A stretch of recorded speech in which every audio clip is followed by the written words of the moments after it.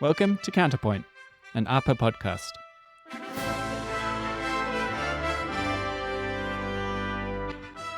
We are three ordinary men who love God, God's Word, our families, the church, and our country.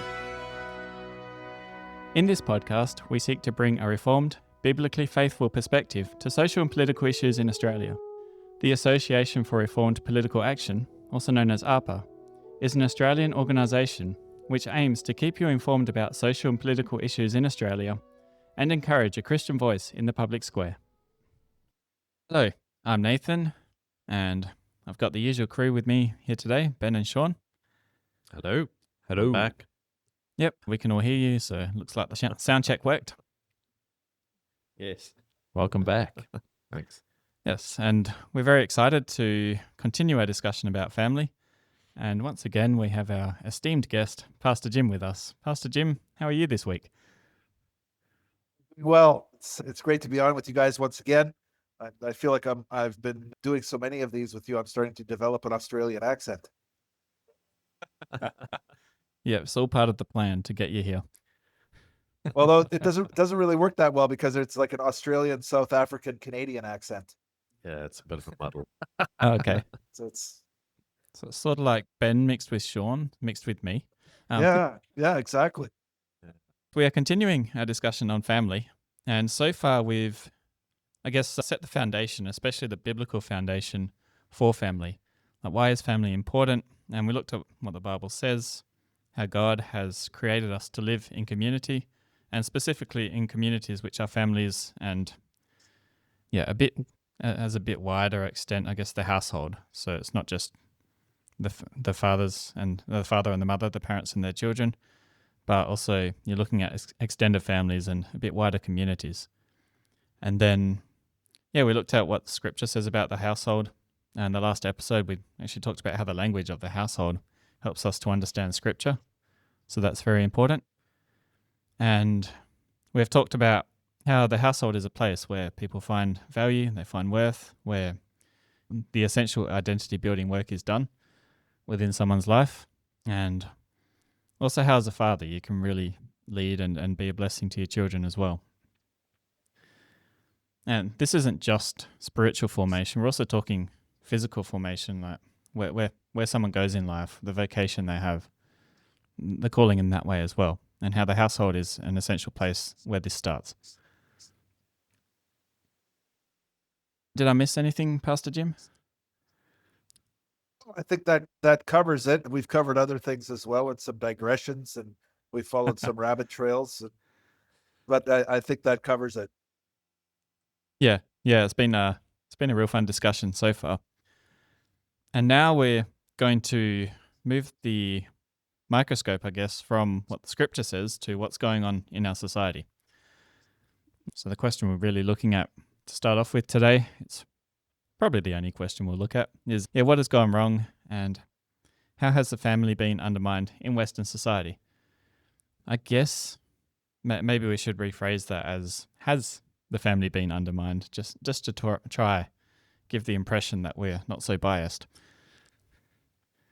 But I think most people who are listening and most Christians will see that things have gone downhill in the past few decades especially. Before I hand over to you, Pastor Jim, I'd just like to include a little reminder that as we discuss these things, and especially as we're looking at what's gone wrong and the darkness in society, the truth is that God is victorious. Christ has won the victory. He has died and he has rose again. And we as people of God do not need to be afraid. We can be confident in Christ and also in the power of the gospel. So our prayer is always that the gospel will shine through, even as we're looking at society and looking at what's happening, that this will encourage us to be a light in the world and be witnesses of the gospel. Okay, so Pastor Jim, you have actually written a book in which you go through this, so I think, lead us away. What's gone wrong? I'm sure if you, just looking everywhere, we can see something we can talk about. So where do we start? Exactly. That's a very good question. I think just to respond to that point you made to begin, as you were introducing the subject, that we come at this issue with that understanding that Christ has won the victory. And that while we are talking, and while I'm going to be talking about some very negative movements in history, things looking, humanly speaking, pretty bleak, perhaps, talking about the negative side and the problems and the attacks and everything else, we don't come at this with a bleak, pessimistic perspective. And I think that's really important. We need to be realistic. We need to see what's going on in the world. We need to understand, seek to understand it. But at the same time, we come at it as God's people, knowing that God's kingdom will come, and God's kingdom is coming. God's kingdom has come, will come in all its fullness. So it's not a black, Eeyore from Winnie the Pooh. There's a cloud over my head. It's raining and everything's bad and it's only going to get worse. That's not the point here, and that's not my point. But at the same time, I think we need to take an honest look at, you asked Nathan, has the family been undermined? My answer to that is a resounding yes. The family has been undermined. Is the outlook for the family at this point grim? Yes, it is. I think if we have our eyes open to reality and what's been going on in history, even over the past century or century and a half, we can say that the trend is definitely in that direction.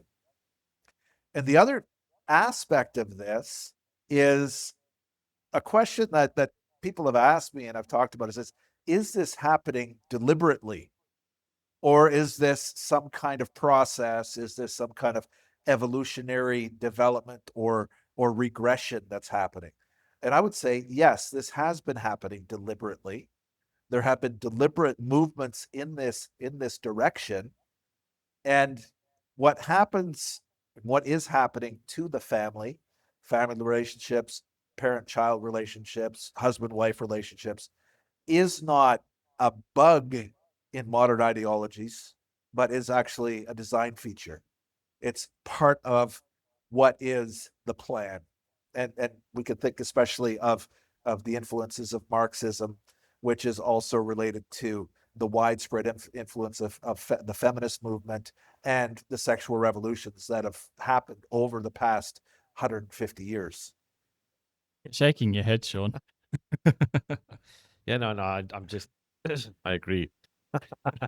It's this is the type of territory that you're always careful to go into, because people will want to label you as a conspiracy theorist, but I think you have laid out in your book, and there's other people that have as well, that a lot of the founders of some of these movements over the last, as you say, century and a half, were quite clear in their intentions in trying to reach certain goals. And when that plays out in broader society, then it does have some of the effects that we are seeing today. So, that may sound like a conspiracy theorist, but conspiracy theory that Pastor Jim just said there. But if you've read any of what these people at the heads of these movements, what their end goal was, it's quite clear that it was quite deliberate. And then if it does go society wide, then you're going to have the effect that we're seeing at some degree. Exactly. Yeah. Exactly. And I can understand the silence after I said that, because one of the things that we don't want to be accused of being is being a conspiracy theorist. We don't want to be accused of being a denier of something, whatever that may be, because that's taboo as well. You don't want to be accused of being a conspiracy theorist. You don't want to be accused of being a Nazi, and you don't want to be accused of being a fascist. These are the kinds of terms that are used to shut down a discussion rather than actually hearing what the other person has to say. So when you get to name calling without addressing the actual issues, there's a problem there, because that kind of name calling leads to a shutting down of conversation, and it leads to a closing of people's minds. And that's very unfortunate in any kind of discussion. Yeah, I totally agree with you. It's very important that you actually have the room and you have the time to discuss things properly. And I think going back to whether or not this is deliberate, if you look at the trends of Marxism, and I think Carl Trueman also goes through this a lot in his books as well. Marxism specifically labeled the family as an oppressive institution. So what's the logical implications of that? Well, the family needs to be destroyed. Feminism. They've been targeting, women as mothers and as wives. That, according to feminism, that is oppressive.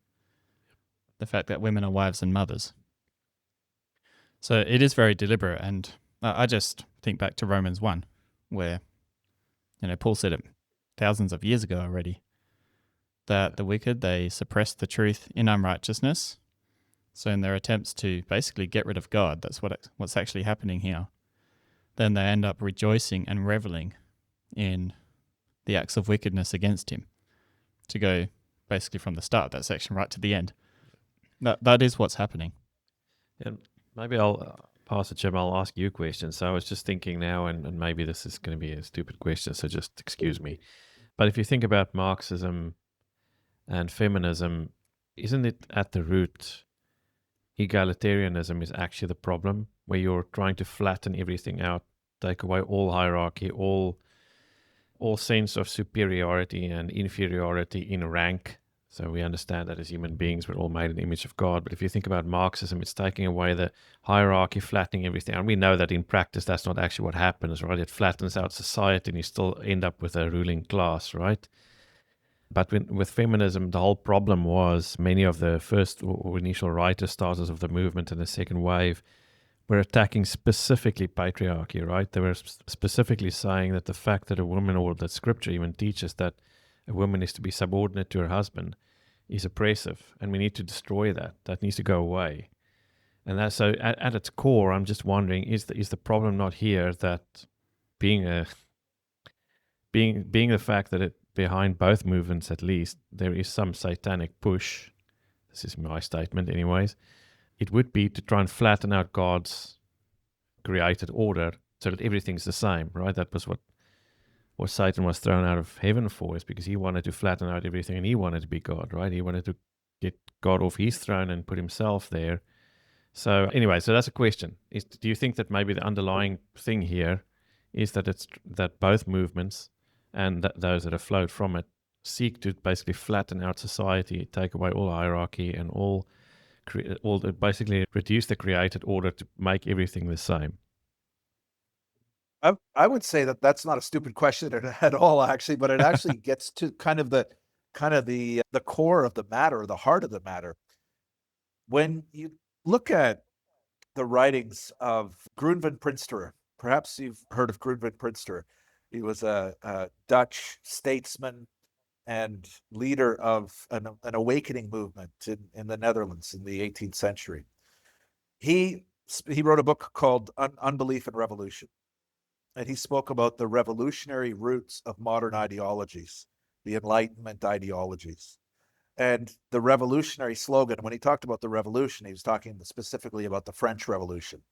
And the revolutionary slogan was liberty, equality, and fraternity. But one of the truths is that you cannot have all three of those things at the same time. You cannot have liberty and equality at the same time, for example, because there are natural inequalities in this world.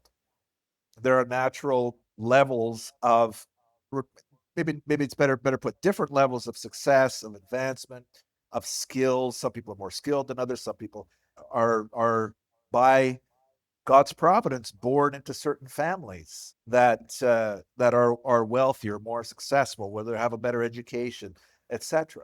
So there is going to be inequality, and that's a built-in creation. So when you try to have liberty, equality, and fraternity all at the same time, you're bound to run into some serious problems. And that revolutionary ideology is revolutionary against God's plan, against God's will. And so for you to say it's a satanic ideology, or it's a satanic tactic, that's exactly right. Because that's how does Satan work? Satan works through humans, works through human institutions, human ideologies. We have our three sworn enemies: the devil, the world, and our own flesh. Well, the world is in slavery to the devil, and our own flesh is tempted. So when we think of how Satan works, he works through these institutions, he works through these people, these ideologies, in order to attack what he wants to destroy. And what does he want to destroy? Well, he wants to destroy everything that's good. He wants to destroy everything that's done according to God's will. He's attacking God by attacking his people, by attacking his institutions. So why not attack the most basic institutions, such as the family? Why not attack the most basic mandate of all, the dominion mandate or the cultural mandate that we've been given, and say, just like he said to Adam and Eve in the garden, did God really say this? Right? Causing people to question, wanting to tear down. So I think when we look at the overarching spiritual aspect of this, the spiritual reality that lies behind all of this, yes, absolutely, it's a satanic attack on God's good created order by means of the revolutionary ideology, which, as you said, Sean, seeks to flatten everything. Yeah, I think you're dealing with one of the biggest lies of the modern age is that difference equals inequality. Because with what Sean was saying, I think what people are actually trying to do is flatten the differences. Because the lie of feminism is pretty much that being a woman is oppressive. That's basically what they're saying. The woman's body itself oppresses her. It's pretty crazy when you think about it. And yeah, that's all a denial of the way God has created you. The way God has created men and women and children, each in his own image. We should remember that. And then, so when we talk about equality, then immediately that presupposition there, that any difference equals inequality, it comes to the play. And that's, I think, it's a dangerous lie, because anyone likes to think they're oppressed, because then you don't have to blame yourself. You're not responsible. Yeah, and then so in our notes that you mention here that both these ideologies, I think, look towards technology to try and fix these inequalities or perceived inequalities. Well, let me not say perceived. There are inequalities, those are unavoidable. And I think in our current time, technology is the thing that's being employed to try and take away those differences as much as possible. That comes out in Pastor Jim's book as well. Yeah, very much, yes. And I think if I can add something to that regarding the technology, we can just think of some medical technology for one, and the first is obviously birth control. Birth control, which separates human sexuality from reproduction, which separates the act of having children from the act of having sex. I think that's the number one technology. And then there's the widespread acceptance of abortion, which is another step in that direction of separating what God has intended for husbands and wives in the marriage relationship and the production of children, separating that from the actual fulfillment of the cultural creation mandate to be fruitful and multiply and fill the earth. Right there is an attack on marriage, because what ends up happening when those things are separated, then there's much less of an impetus towards binding a husband and wife together, or reserving sexual relations for within the marriage relationship. Humanly speaking, it becomes possible to enjoy, between quotation marks, the sin of adultery without having to pay the price. Meanwhile, human nature remains the same. It doesn't change. The technology has changed. Other aspects of technological development have also worked against the biblical structure of the family, and have allowed or provided the opportunity for women to enter the workforce more and more, to take on other kinds of jobs. There are less jobs that are only suitable for men. There are all kinds of technological advances that are leading in that direction. So yes, technology definitely has a role to play in all of this. I've been thinking a lot about this whole technology thing, because that is in our modern world. If you think about even just operating something like a grader or a crane or whatever, it's like, well, why, a woman can operate a joystick just as well as a man can operate a joystick. So why shouldn't women also go into the workforce? This doesn't have some sort of heavy lifting necessarily physically, where a man's body is preferential, as it would have been maybe 100, 150 years ago, or whatever. But then it creates this false thing where you're not asking anymore, what am I made for? What is God's intention with creating me, a woman or a man? And what is what is the purpose for me being a man or a woman according to God? It's more, well, I can also operate the joystick, so why shouldn't I? But it's technology that sort of created this in-between space now where, in the past, it wouldn't have been a question. You can't do this job because physically you're not able to do this job. And that's why a lot of the physical jobs like oil rig operators and that sort of stuff, still men. One of some most dangerous, more physical jobs in the world, it's still 95% and higher men. It doesn't matter how much they keep pushing, and normally, obviously, with DEI that we'll talk about maybe later, they're not pushing in those industries, right? They're pushing in the industries where it's blurred because of technology or some other thing. So yeah, I think that's played a massive role, the Industrial Revolution and this development of technology, and then these ideologies at the same time. It's sort of really been a massive attack on the household and on society as a whole. This is the structure of society. So yeah. But then the question comes, so if we want to put a little bit of a sharp point on it, what are we actually going to say? So we can say to the technology of abortion, okay, we're going to throw that out the window. It's immoral. Are you going to say the same about birth control? Are you going to say the same about a crane? Are you going to say the same about any type of labor-saving device that makes the domestic life something which is, not actually a lot of physical work anymore? Like there's a laundry machine, and there's a dryer, and there's a toaster, and there's a dishwasher, and there is still. If you look at what most people used to do in the household, there was just a lot of, running water. How about running water? Carrying water in buckets, or, like, how far are we actually going to go back? The point that I would make in response to that is that I wouldn't be looking to turn back the clock and for us to become Little House on the Prairie and go back to having a well out back and an outhouse, a dunny beside the. Could I say dunny? That's Australian, right? Somewhere in the back. Allowed. Okay, good.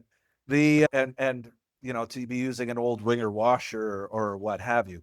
The fact is, we're dealing with the reality of these things, and many of these things are a great blessing, for sure. Who would rather spend all of their time doing the manual labor that's no longer necessary to be done, rather than using the modern conveniences? I think we can't turn back the clock in that way in terms of that technology. But what we need to understand is the fact that technology exists to do a certain thing or to change a society in that way does not make the change in that society moral. Yeah, and that's a So big question now with AI. But we won't go there. Exactly. We had a great discussion about that after we finished recording the last episode. So Yeah. about the uses of AI. But my point is, we need to understand the impact of technology. It's not that the technology itself is wrong and we need to reject it. We need to be Luddites and break the machines. But we need to understand that technology, it's like might does not make right. So technology, just because it's possible to do it, doesn't mean that we should do it. I think that's an important aspect of that modern technology. And there are clear cut, as you mentioned, there's clear cut things such as abortion. The fact that there is the morning after pill, the fact that there are abortions can be done in a way that isn't as damaging as it was in the past, for example, or as dangerous as it was. It's still damaging and it's still dangerous in many ways, much more than people would have you believe. But at the same time, it's compared to the 19th century or the 18th century, it's a different world. And then the question of birth control is another question, whether the birth control causes abortions, whether there are other ethical questions at play in those things. But all of those things are things that we need to consider. We need to understand how technology can shape a society if we allow it to. It becomes the effective God with a small g. Yeah. Yep. Yeah, and I think you're right, Pastor Jim. Is that the point here is not to say let's go back to and then fill in a date on the calendar. Let's go back that's when it was perfect. The point is rather to say, what was I made for? Yeah. That's the thing. Exactly. What was I created for? And Scripture is clear on what men and women are created for. The labor-saving devices have not actually made us do more. It's actually made us do less, made us more lazy. And now all that's happening is that now men and women, husband and wife, are competing in the workplace for the same job. And the society is going backwards because nobody's looking after the children. Talking about technology, childcare would fall into that category as well. Yeah. So we have actually gone backwards as a society, even though the technology has improved to some degree. Improved there, I mean, just went forward. Doesn't mean that it's gotten better necessarily for the society. But that's the problem, is because we've forgotten. What's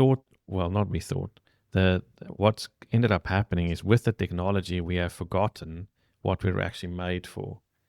And what's ended up happening is that now we are competing on the same plane because, and this is largely a problem for the household, right? Is in the workplace, it's obviously removed.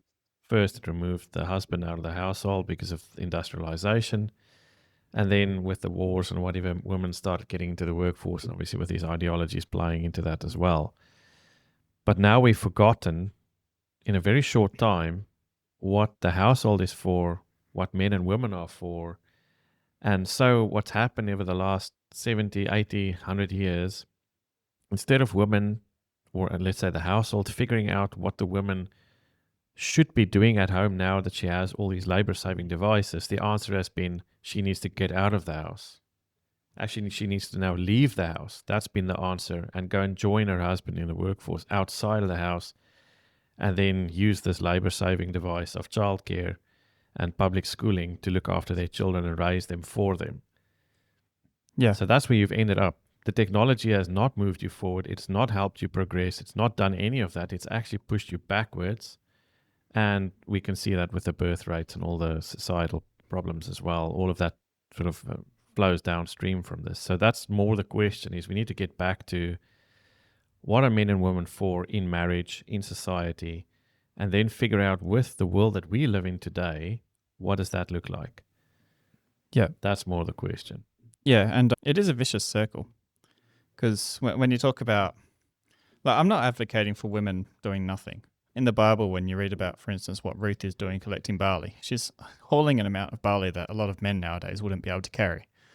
So we're certainly not saying men do the physical things and women do the other things. That's not the case. In Proverbs 31, you also have the example of a woman who's very productive in her household. And in some ways, I think industrialization has taken that away as well.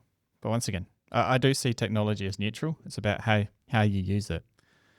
But in relation to the vicious circle, what we've had is the more basically both parents get encouraged to go into the workforce, the harder it is for a family on a single income to afford a house, because they just get outbid by the people on two incomes.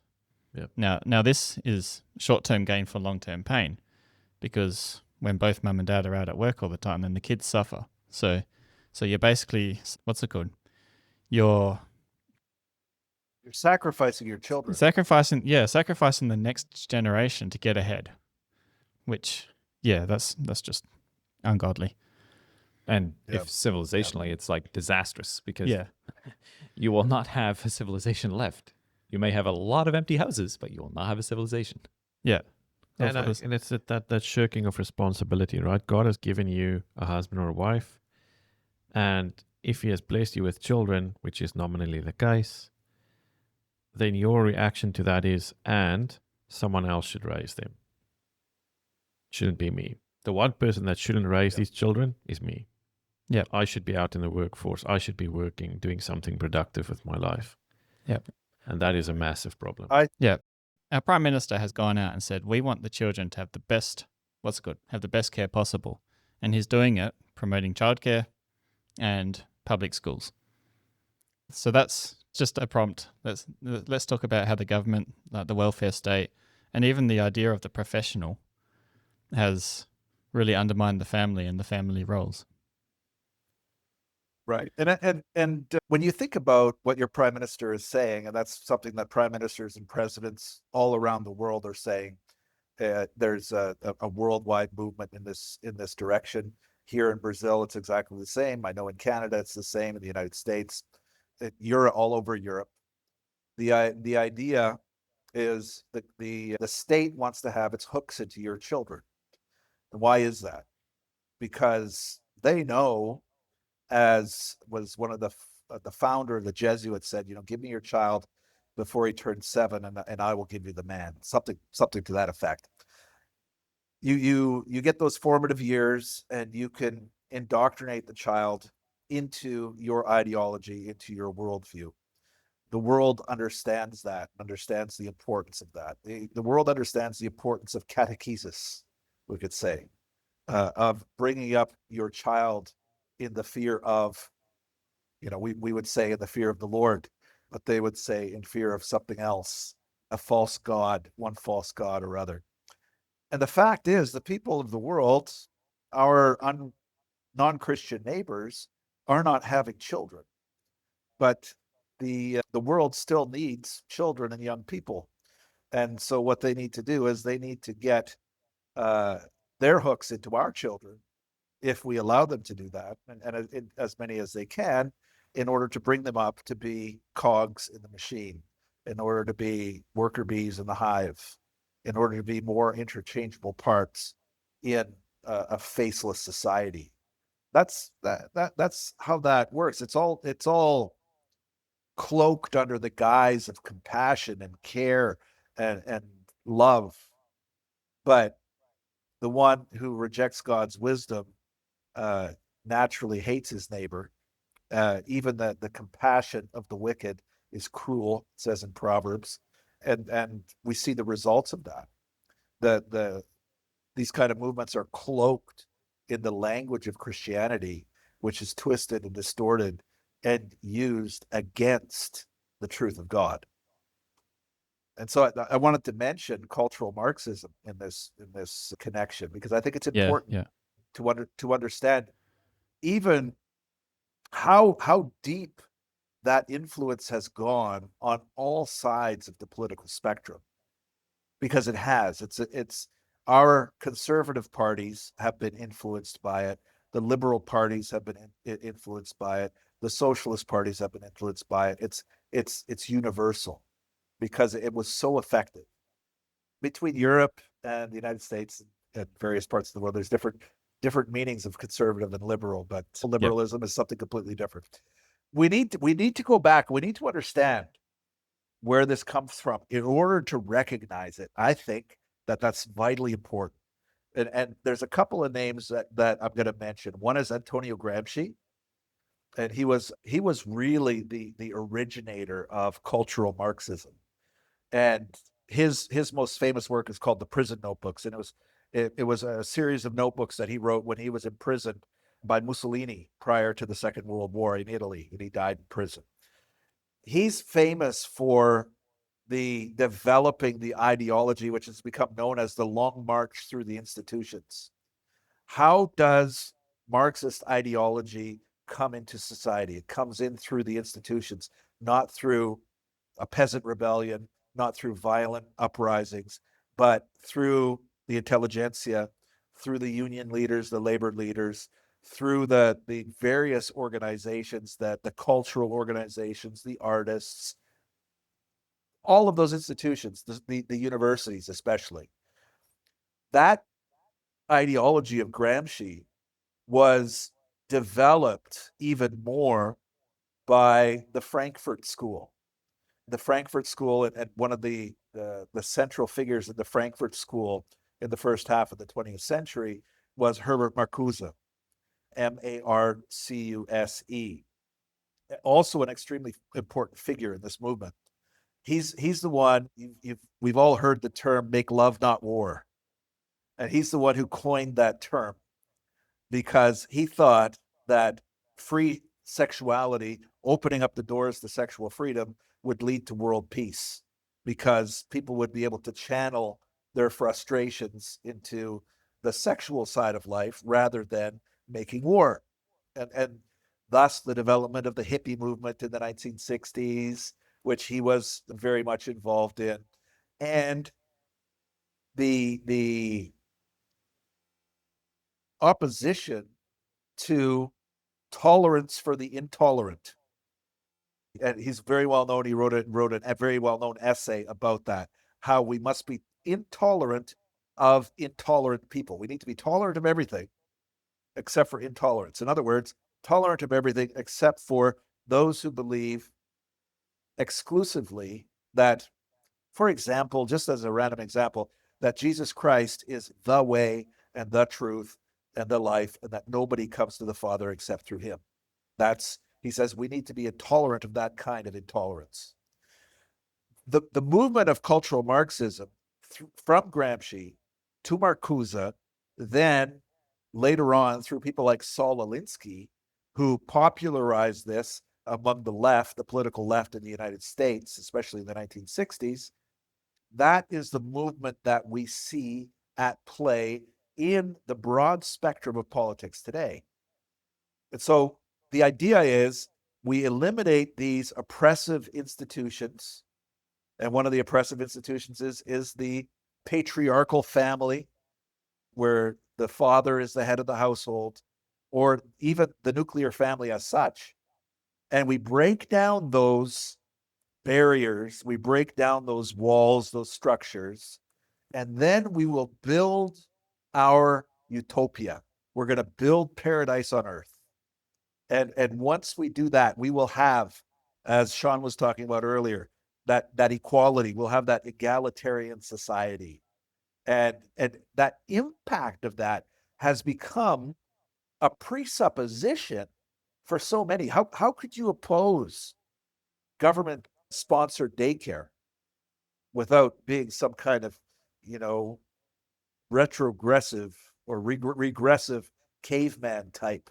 How could you oppose the feminist movement? You're just full of machismo, and you want this masculine domination of everything. You hate women. You're anti this. You're anti that. You're a fascist. You're this. You're that. All of these things have led to the situation that we're in today. And as I mentioned earlier, this is a design feature. It's not a bug. This is not the result of, random chance in history. This has been the long march through the institutions, particularly through the universities. And as the people who sat under professors like Herbert Marcuse themselves became professors in the social sciences particularly, they began to influence the next generation, and so on and so on. So it begins in the academy. It begins in the university, among the elites. And you think, what they only have a small voice. What kind of impact could they have? Well, they have a huge impact because they have those young people in the classrooms who are motivated, and they tell. It's like that expression. You tell two friends, and they tell two friends, and they tell two friends. It's like a giant pyramid scheme until it becomes ubiquitous. It's everywhere. So that's just a little bit about that cultural Marxism and how that's impacted our society, and the attacks on the marriage relationship, the family structure, all of these God-ordained structures, which are deliberate attacks to promote a specific ideology, an anti-God, anti-Christ ideology. Yeah. And if you want to know more, I know of a podcast. It's called Dan 1132. And I know of a book. You can hear a lot more about that for sure. Yeah, and I know of a book. It's called How in the World Did We Get Here? And both happen to be authored by Pastor Jim. But very good places to start in terms of understanding what's going on. And that was a fairly long segue into what we'll now discuss in the next episode, which is how we've ended up with such an elitist society. And we want to talk about this in the context of the family, because one of the topics we've got lined up for the next 5 years or so is just understanding elitism in a bit more detail. I've written some articles on it, so I did want to go through that. But yeah, what you're talking about is, I think, like you can ask the question, surely our Prime Minister isn't trying to undermine the family? And I'd say no. But the problem is that our Prime Minister has been influenced by this ideology that Pastor Jim's just talking about. That's the world he lives in. That's the way he sees the world. So he might be doing what he thinks is best. He's like, well, it makes sense. The government, they're the ones who, or the elites, the people in university, they know best. So we should make sure that they're in control. And they're the ones who are taking over. They're the ones who are raising children. They're the ones who are managing the economy.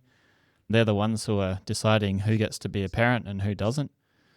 That's the zeitgeist now that we're talking about, that has come along as a consequence of this march through the institutions.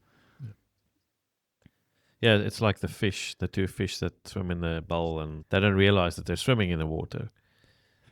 So the thing here is, I think even someone like Russell Moore in the SBC in the US 25 years ago gave a speech just saying that we're all functional feminists, because you're so indoctrinated in school or society by television, radio, school, everything, to think in this feminist type of way, that if anyone even proposes something different to that, harkening back maybe to a more biblical model, immediately people's reaction is, but that's radical. That's like, what's the woman in the red dresses? I can't remember the name anymore. But basically, you just want women to be barefoot and pregnant, and if they don't obey you, beat them, and that. But that's actually just you're believing the propaganda around feminism. But that's because that's what we've all so maybe not all of us, but at least that was my upbringing, is that you have this functional egalitarian feminist way of looking at the world, and then if you start engaging with anything else, it feels like you're transgressing in a way, because this is so radical. And it's, do you hate women then? But I said a couple of weeks ago, or maybe a couple of months ago, that in reality nobody really hates women as much as feminists do. Yeah, they really do despise them. Where we as Christian men, at least, we actually love women because we understand how they've been, or what they've been made for, and what their purpose in life is, and how we should treat them, and how we should love them and care for them, and so on. And then maybe just one thing to add is that, how do we even in Christian circles get infiltrated by this? At least one way that I've been thinking about a lot over the last 5-6 years is that, remember also that because we live in this professionals age, and we'll get to this in the next episode, so I won't go into that very deep, but the point is that the government determines who can be the professional teaching your children. And they have to have some sort of university degree at some sort of place. And as Pastor Jim just explained, that the whole point was this with social Marxism, is this walk through the institutions, and they started with the universities and the intelligentsia, and those are the people teaching your teachers. So that's how this starts infiltrating slowly into even the church, into our Christian schools and that sort of stuff, because this becomes the water that you're swimming in. So even though in church we're not teaching these things, your teachers are being taught these things at university. And even though they soften it a little when they go into the school, because they know, in church we're not supposed to do it exactly like this, you soften it a little. But that's how this therapeutic sort of language and all that starts becoming more and more common. It happens slowly over 10 years or so. But then it becomes more and more prevalent, and then it sort of gets to a head, and everybody's like, well, how did we get here? It's like, actually, it's happened over the last 20, 30 years, slowly but surely. The government telling us that you cannot be a teacher unless we've trained you. And we've captured the institution with this social Marxism. And again, it's not necessarily, as Nathan was saying, it's not that our prime minister is necessarily sitting there on his chair like, we'll do this. And I don't think that's it. It's just that this is the air that we breathe. And he probably doesn't know any other way. And I think the real challenge with it is that it's really hard to see, because even for ourselves, you're like Sean is saying, you're steeped in it, and the definitions change. Yeah. Right. Well, like equality.